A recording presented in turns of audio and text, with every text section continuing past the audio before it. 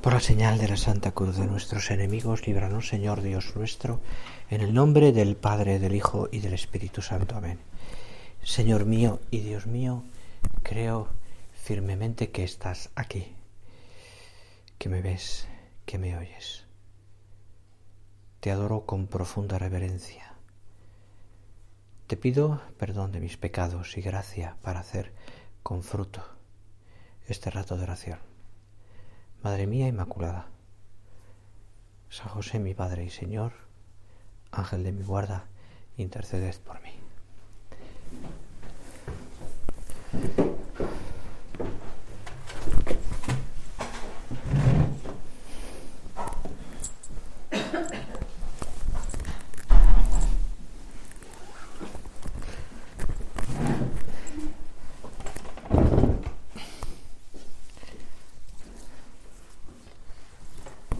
Cuando uno empieza con armazones en la espalda ya hemos llegado a pasado los 40, más para allá. Pero en fin, estas cosas que uno ya...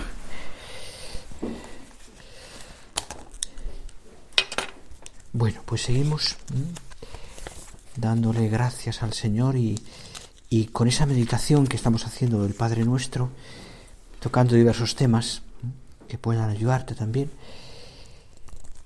Y le pido lo que antes al Señor, ¿no? Para ti, para mí.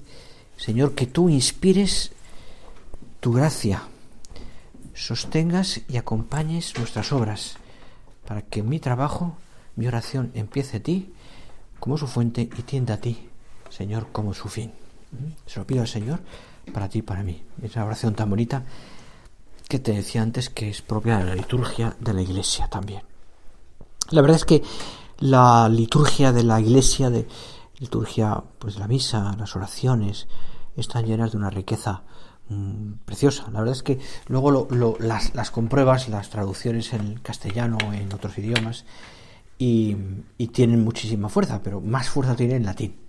Es que no vamos a leerlo en latín, pero tienen mucha fuerza porque están muy pensadas, muy rezadas, y las traducciones han hecho algunas muy buenas, otras no tan buenas, pero estas oraciones tienen siempre una ¿cómo te diría yo? Como una especie como de articulación, ¿no? Es decir, en todas ellas le ponemos al Señor nuestras ofrendas, lo que pedimos, lo que queremos, lo que le ofrecemos al Señor y lo que le pedimos, ¿no? Siempre hay una doble visión, ¿no? Una doble manifestación, tanto lo que le ofrecemos al Señor y por eso le ofrecemos, como le ofrecemos esto, le pedimos lo que sea, ¿no? Que tu oración, que tu gracia inspire, sostenga, acompañe nuestras obras, para que tú seas siempre, Señor, el comienzo de mi vida y el final, es decir, en ti como su fuente y en ti y tienda a ti como su fin también, ¿no? Bueno, pues entrando un poco en lo que estamos hablando, nos paramos a pensar en ese reino de Dios. Venga a nosotros tu reino. Venga a nosotros tu reino. El reino de Dios. Mira, tenemos nos puede pasar, ¿no? Es decir, a lo mejor a un nivel más bien especulativo, ¿eh? Que luego en la vida también eso se concreta de muchas maneras distintas.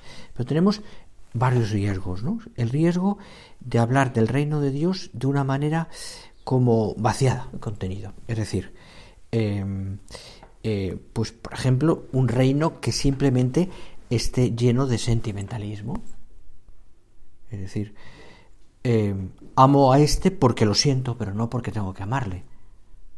Hago estas cosas porque las siento, pero no porque tengo que hacerlas. Es decir, a veces se ha vaciado eso de las virtudes. Ayer hablábamos un poco de las virtudes, de esas virtudes cardinales que son el quicio de nuestra vida, la justicia, la prudencia, la fortaleza, etcétera, ¿no? Es decir, y creo que la templanza también. Creo que tenemos que, hablando del reino de Dios, que por otra parte es el reino del amor, el reino de nuestra vida, nuestra vida en el fondo, tenemos que hablarlo lleno de virtudes. Se consigue el reino de Dios, porque Dios nos lo ofrece, evidentemente, pero también nos lo ganamos.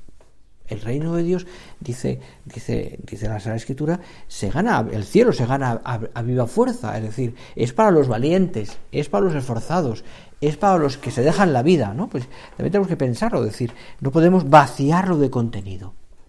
No es simplemente algo carismático, sino que también tiene una fuerza también de virtud.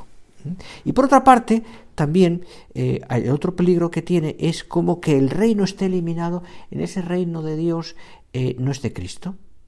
Es decir, cuando convertimos toda nuestra vida en un montón de cosas que tenemos que hacer, buenas, que tenemos que hacer, pero quitamos quizás como el fin. ¿Esto para qué lo hago? Es decir, simplemente hago cosas, pero no miro a Cristo. Tenemos una vida llena de contenidos buenos y morales, pero no hablamos de Cristo. No está Cristo en la vida, ¿no? Por ejemplo, es cuando podemos decir, ¿no? Tengo que ser bueno. No, tienes que ser santo. Evidentemente hay que ser buenos, pero tienes que ser santo. Porque la santidad supone incorporarse a Cristo. Por eso, cuando alguien dice que es bueno, pero que no necesita de los sacramentos, que no necesita de Cristo, que no necesita de Dios, en el fondo es un gnóstico. Es decir, no acaba de creer, no acaba de confiar en Dios, porque no está viendo la gracia, que realmente es la que nos hace santos. Bien, pues, por tanto, fijaros,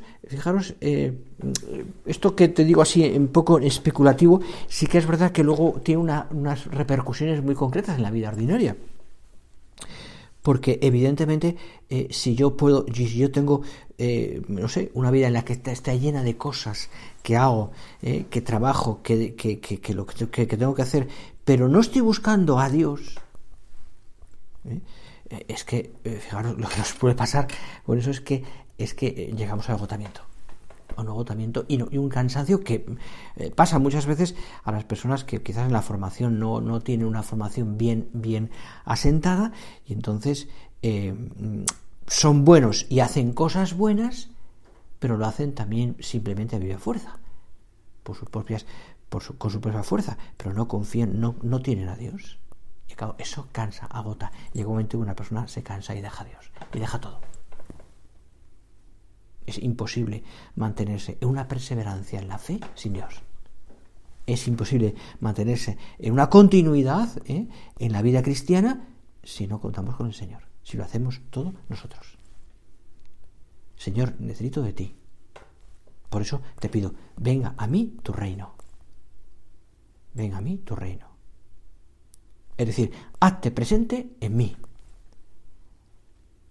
Tu amor.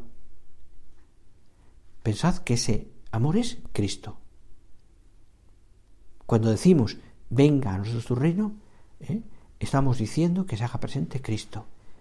Y también estoy pidiendo vivir ese amor. No el sentimiento solo, que también hay que tener sentimiento, evidentemente, sino también las virtudes. Porque el amor es la cumbre de todas las virtudes. El amor se manifiesta en las virtudes. Cuando yo trabajo, lo hago por amor a Dios. Cuando yo hago lo que tenga que hacer y lo hago siempre buscando el reino de Dios, estoy amando. Dice Santo Tomás de Aquino, dice que es el reino de la soberana justicia. Y dice, tu pueblo será un pueblo de justos, citando a Isaías. Y cuando habla de justos, habla de santos. Habla de santos. El reino de Dios es el reino de la justicia, por tanto, el reino de los santos, de la santidad. Por tanto, yo te digo esto simplemente para que pensemos que en el fondo yo lo que me estoy planteando todos los días, a lo mejor no me lo planteo así concretamente, pero sé que lo estoy haciendo, es que todo lo que estoy haciendo, todo lo que hago cada día, cada una tiene su vida y su trabajo y mil cosas, tiene un sentido de ganar el reino de Dios, de ganar en santidad. Ese es mi planteamiento. Si no, estoy perdido. Es decir, ¿por qué hago todo esto? ¿Cuál es la razón? Hay muchas razones, evidentemente. Una responsabilidad, una serie de compromisos, una serie de cosas. Pero en el fondo del corazón, en lo más hondo de mi alma, tengo que ser consciente de que si yo hago todo lo que hago, en el fondo es por ganar el reino de Dios, por amor a Jesús, para imitar a Jesucristo, para ser otro Cristo. para vivir ese reino de Dios y, como decíamos esta mañana, para darlo a los demás. El reino de Dios es, además, tiene otra característica. Por una parte, como te digo, el de la soberana justicia, es decir, de lo que hemos dicho, ¿no? De las virtudes, pero también de la libertad. La libertad. Y aquí sí que quiero, de alguna manera, como extenderme un poquito más, porque creo que esto es fundamental, la libertad.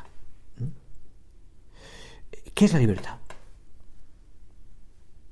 Dice San Pablo, la creación será liberada de la esclavitud de la destrucción, es decir, de la esclavitud del pecado. Por tanto, la libertad es, pensadlo, ausencia de pecado. Ausencia de pecado. Somos libres. Decimos, esa libertad que tenemos no es hacer lo que uno quiere, evidentemente. Es esclavitud. Vivir en el pecado es vivir en la esclavitud. Vivir en la libertad es vivir en la libertad de Dios, en la libertad de los hijos de Dios, si quieres. Por tanto, el reino de Dios es un reino de la libertad, para vivir según la voluntad de Dios, que esa es la verdadera libertad. Como siempre cuento, aquel niño de 5 años que, hablando de la libertad, fijaros qué capacidad tenía, o el Espíritu Santo, pregunté, ¿qué es ser libres? Y me dijeron muchos niños muchas respuestas, y uno me dijo, es hacer lo que mis papás, dijo, me dicen porque yo quiero. Y le dije, hijo mío, te ha iluminado el Espíritu Santo. Hacer lo que mis papás me dicen. Lo dijo así, además, más o menos con un lenguaje de niño de 5 años. Ya me puedes entender. O sea, quizás no fueron esas palabras, pero en el fondo es lo que quiso decir. Hacer lo que me dicen mis papás, pero porque yo quiero. En el fondo esta es la libertad. La verdadera libertad. Y yo me planteo, o sea, tu vida y la mía es de hombres y mujeres libres. Y por tanto que saben amar. Saben amar. Saben amar. Saben hacer lo que Dios quiere. Porque yo quiero. Lo que Dios quiere de mí, pero porque yo quiero. Porque yo quiero. Y como te decía antes con lo otro, también eso tiene muchísimas repercusiones, ¿no? En la vida, ¿no? Es decir, en el fondo la libertad nos lleva a amar, y cuando yo me planteo una serie de cosas que puedo vivir cada día, como es un plan de vida, o como es un trabajo bien hecho, o como es una atención exquisita muy delicada de mis hijos, de mi hogar, de mi trabajo, de todo, lo hago en el fondo porque yo quiero hacerlo, y lo hago por amor. Es el amor de los hijos de Dios, es la libertad de los hijos de Dios. Sin embargo, cuando me dejo llevar por la pereza, cuando me dejo llevar por el egoísmo, cuando me dejo llevar por el orgullo, cuando me dejo llevar y mi vida es un pequeño, no sé qué, en el fondo estoy siendo un esclavo. De lo que mi cuerpo me pide, de lo que mi pereza me pide, de lo que mi orgullo me pide en ese momento, ¿no? No estoy siendo señor de mi vida. No estoy teniendo el dominio de mis actos, sino me estoy dejando llevar por las pasiones, en el fondo. Están dominando las pasiones en mi vida. No, la libertad de los hijos de Dios. De hijos de Dios que aman a Dios libremente. Claro, eso tiene un valor impresionante. Un acto de amor hecho, un acto libre hecho por amor, tiene un valor impresionante. Aunque es una cosa muy pequeñita, aunque es una cosa mínima. Aunque sea levantarte a la hora. Ser puntual con una persona que has quedado. Ser puntual con Dios, con el que has quedado en hacer no sé qué. Rato de oración, la misa, lo que sea. O simplemente o ese acto que tú haces, pero aunque te cuesta horrores, de terminar bien tu jornada, atendiendo bien a tus hijos, aunque estás agotada, y sonreír al final del día. Y contestar bien a una persona que te pide algo a destiempo, por ejemplo. Se me ocurren situaciones diversas que cada uno nos puede pasar también. Pero lo hago porque quiero amar, ¿sí? Mantener un nivel de alegría, de serenidad interior, para transmitir eso a los demás.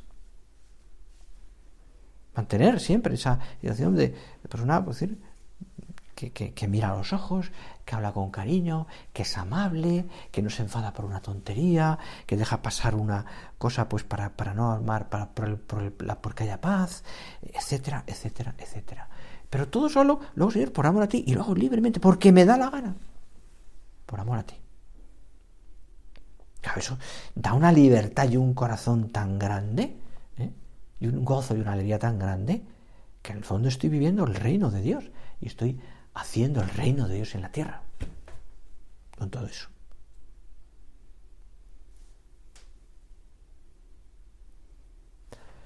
El reino de Dios, que es la plenitud de los bienes también.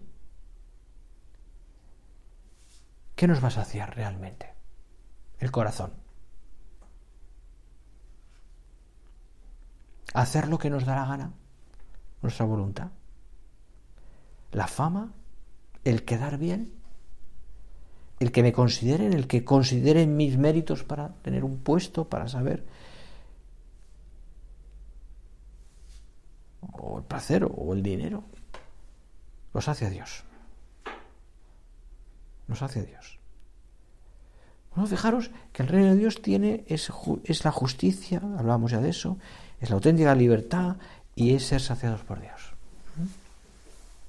Esto es el verdadero amor. Todo esto se lo pedimos al Señor cuando digo, venga a nosotros tu reino. Es decir, quiero vivir en tu amor. Quiero que reine tu amor, Señor, en mí y en los demás. Quiero extender ese reino del amor a los demás. Aquellas personas que tú me has confiado, que tengo a mi lado. Hago que en mi hogar, en mi ambiente, esté ese reino de Dios. Quiero que vivan en esa justicia, digamos, ¿no? En ese amor a ti, Señor. Es decir, en esa libertad también de los hijos de Dios. Quiero que se sacien de Dios, no de otras cosas. Claro, yo creo que todas lo habéis notado, ¿no? Quienes tenéis hijos, ir viendo crecer a un hijo en ese amor de Dios, en esa capacidad de amar al Señor, de responder al Señor, es impresionante. Cuando uno le deja, o sea, cuando no entiende esto, claro, evidentemente le cuesta mucho entender, por ejemplo, la posible vocación de un hijo. Porque en el fondo ha entendido mal lo que es también la paternidad, es decir, que ese hijo tuyo y de tu marido es hijo de Dios. Y por tanto, Dios le puede pedir más. Y en ese pedir más, incluso puede pedirle que deje su familia por amor a él, etcétera, etcétera, etcétera, etcétera. Yo le he educado a ese hijo para que viva en libertad y para que sepa amar a Dios a través de muchas cosas, cosas que Dios le vaya diciendo, ¿no? A través de su trabajo, a través de su estudio, a través de su familia cuando la forme o a través de su vocación. A mí me tiene que dar alegría ver que un hijo responde a Dios, que sí. No me lo quita Dios, evidentemente porque no es mío, es de Dios. Recuerdo una vez que entraba en un hospital y me encontré en el hall del hospital lleno de gente, pues al señor, al obispo de esa diócesis. Iba con su secretario. Me paré con él, como es evidente, estuvimos hablando un rato, y en eso que estábamos hablando, comentando no sé qué, llegó una señora que había visto al señor obispo allí, iba con su solideo, en fin, iba con los signos de obispo, y lo reconoció, y se puso muy encarada delante del obispo, y le dijo, señor obispo, estoy súper enfadada. El obispo la conocía. Y dice, ¿por qué? Porque contra mi voluntad mi hija se ha ido con las misioneras de la caridad, la Madre Teresa de Calcuta. Entonces el obispo le intentó explicar, pero te das cuenta la maravilla que es eso, la generosidad de tu hija, etcétera. El obispo ya había la conocía y sabía la situación, ¿no? Porque por lo que yo intuía, fue un momento que yo ni me aparté porque es que no me dio tiempo, ¿no? No tenía. Y entonces la señora le dijo, sí, no me dejes de rollos, perdón, lo dijo así, ¿no? No me dejes de rollos. Lo único que me da paz es saber que es tan duro que seguro que vuelve. Dijo la señora, ¿no? Al obispo, el obispo se rió como vosotras y la despidió. Pues está, o sea que. Pero estaba enfadada. Estaba enfadada. Es decir, tampoco le dio tiempo al obispo a dar una catequesis sobre lo que estamos hablando ahora nosotros, evidentemente, pero, oye, que esa hija ha hecho un acto de amor. Que esa hija, tú la has educado para que ella pudiera responder al Señor. Es el reino de Dios, que existe en tu casa, y en tus hijos, y en tu marido, y en tus hermanos, y en tus padres, y el reino de Dios. Esto es un humus muy sólido que se va haciendo, ¿no? Ahí nacen flores buenas, de amor a Dios, de santidad, de virtud, de familias cristianas, ahí también, es decir, nosotros manifestamos el reino de Dios cuando vivimos en nuestro hogar y en los demás también, pues cosas como visitar a un enfermo, o cosas como atender a una persona necesitada. Estamos viviendo ese reino de Dios, estamos dando a Dios. Y lo hago, Señor, porque te quiero. Donde no hay libertad, uno no tiene a Dios, sino cosas que llenan ese vacío que no es Dios, ídolos, idolatrías, etcétera, etcétera. No habita Dios, no habita Dios. No habita Dios. Venga a nosotros tu reino.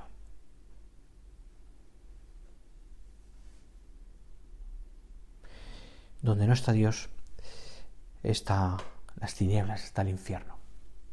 Voy a hacer una pequeña consideración sobre esto solo.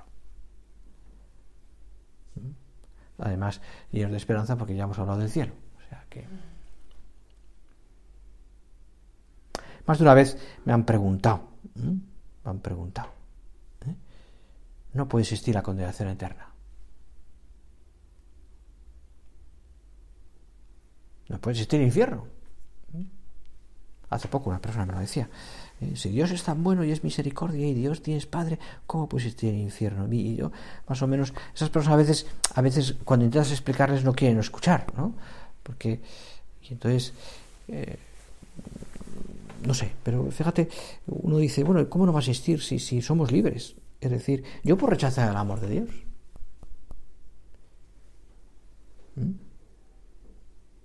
Yo puedo decir al Señor, que no son otras palabras y con mis obras, Señor, no quiero tu reino. Lo puedo decir. Dios me da la libertad para ello. Lo hicieron, ¿no? Desde el primer momento Adán y Eva, y lo hemos hecho los hombres durante toda la historia de la humanidad. Yo he dicho, tú y yo hemos dicho muchas veces, y tanta gente ha dicho, Señor, que sería terrible decir, Padre nuestro que estás en el cielo, no quiero tu reino. Sería tremendo.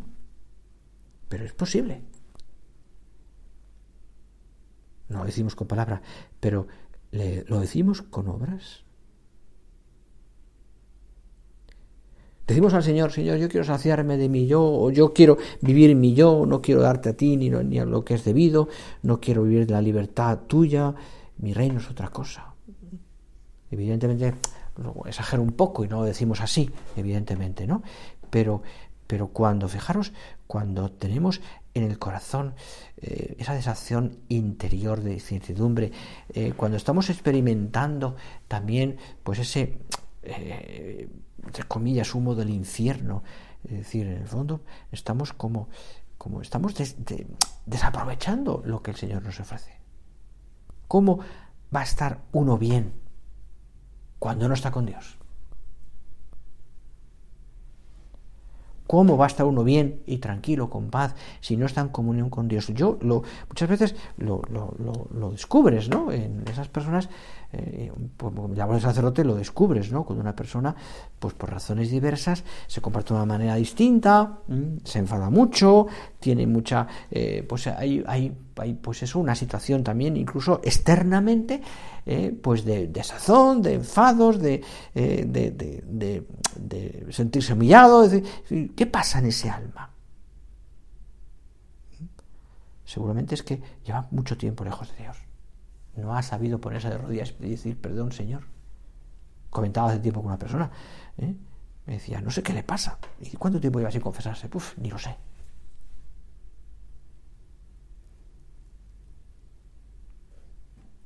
Lo notamos también, que nos pasa a nosotros, cuando quizás por razones diversas llevo tiempo sin confesarme y voy acumulando cosas y cosas y cosas. A lo mejor no pecados graves, pero sí cosas que me van como cargando el corazón, la conciencia, ¿no? Y voy, no sé, pues no acabo de quitar todo eso y es como una especie de humillo que me va, o sea, como una especie de barrillo más que humillo, que me va como frenando, ¿no? Y entonces, pues me enfado fácilmente, pierdo la paz, me dejo llevar por la pereza, y una serie de cosas que dices, tengo que quitarme todo esto de encima.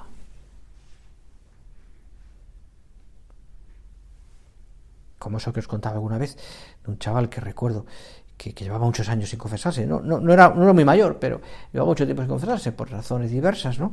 Y un día casualmente se confesó, providencialmente más que casualmente, pues el Señor le llevó de una manera y sin querer pues encontró de pronto una iglesia con un sacerdote que estaba ahí sentado y que le acogió con un cariño y con una misericordia maravillosa, un curita mayor,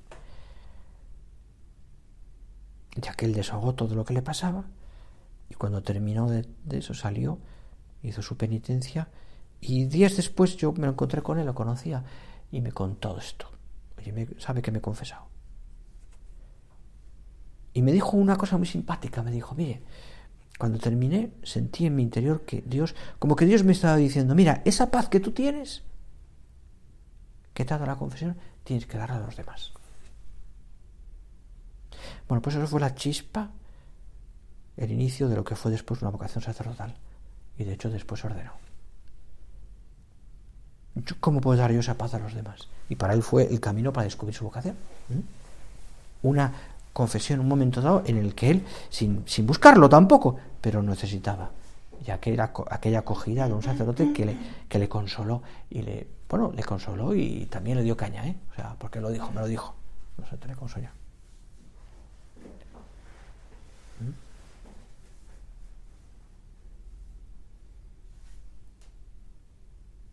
Venga a nosotros tu reino.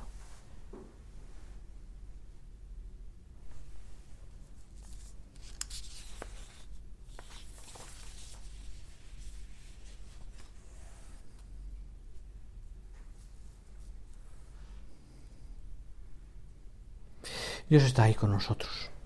Recuerdo, me contaba un sacerdote hace años que un día fue a un hospital y subía el ascensor de estos ascensores grandes, con mucha gente, ¿no? Y entre toda esa gente que él subía, iba a ver al último piso, casi iba un enfermo, una enferma, no recuerdo, y había una mujer joven con un niño pequeño, una niña pequeña, que tenía la cara normal de un síndrome de Down. Súper simpática, cariñosísima la niña, que iba haciendo bromas a todo el mundo, etcétera. Y entonces la gente fue saliendo del ascensor, pisos que iban pasando, saliendo, y que al final, casi en el último piso, o el penúltimo, quedaron esta señora y él. Y esta señora, que se vio con el cura en el ascensor, sola, tenía cara de amargura, le dijo, padre, miró a su hija y le dijo, ¿dónde está Dios? Y este cura, que es muy simpático y pillo, pues le dijo, mientras que se abría la puerta del ascensor y salía, señora, lo tiene esto a su lado y no se da cuenta. Es decir, hay mucha gente que ante el dolor y el sufrimiento, es decir, se separa de Dios. Y Dios está ahí. El reino de Dios está ahí. El reino de Dios está ahí. Y cuando yo soy capaz de decir, Señor, acepto, o sea, quiero quitarme todo eso que me separa de ti, te descubro. Te veo. Te veo en el dolor, te veo en el trabajo, te veo en el hijo enfermo, te veo en una alegría, te veo en la normalidad de cada día, te veo en los días excepcionales, te veo, Señor, siempre, porque es tu reino, que está en mi corazón, que quiere vivir en gracia, que quiere tenerte a ti. Quiere tenerte a ti. Así tenemos que vivir el reino de Dios. Pensadlo. Vamos a terminar ya. Me quedaban aquí algunas cosas, pero no da tiempo ya. Vamos a decirlo al Señor, ¿no? Decir, Señor, que venga a nosotros tu reino. Que yo viva aquí en la tierra, en la medida que pueda, tu reino, para darlo a los demás. Y después el reino del cielo. El reino de Dios en el cielo. Pero aquí lo tenemos, Lo tenemos. Hay que aprender a descubrirlo. Dios nos habla a través de muchísimas cosas. Muchísimas cosas. Pero hay que tener esa sensibilidad del corazón para descubrirte, Señor, en todo momento. En la salud y en la enfermedad, en los momentos difíciles y los fáciles. Cuando no puedo más y cuando estoy tranquila, cuando estoy en confinamiento y cuando estoy en la calle. Da igual. Mira al Señor, pídele de su gracia. Y eso que decíamos al principio, Señor, que tus obras me acompañen para que mi vida empiece en ti y acabe en ti también, para que yo sepa amarte a través de esa veneración, de ese amor a tu reino, que venga a mí y a los demás. Pídeselo a la Virgen y a San José.